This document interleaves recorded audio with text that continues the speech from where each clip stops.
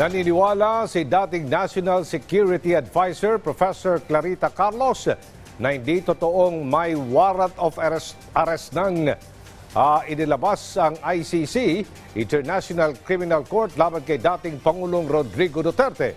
Paliwanag ni Carlos, patuloy pa kasi ang investigasyon ng ICC kaya malayo magkaroon na agad ng warrant ang dating Pangulo.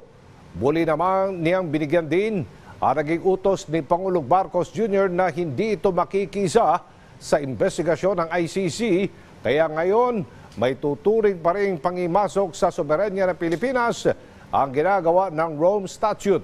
Samantala, naniniwala naman ang profesor na bugso lang ng damdamin ni dating Pangulong Rodrigo Duterte ang pagpapahayag ng planong secession ng Mindanao mula sa Pilipinas.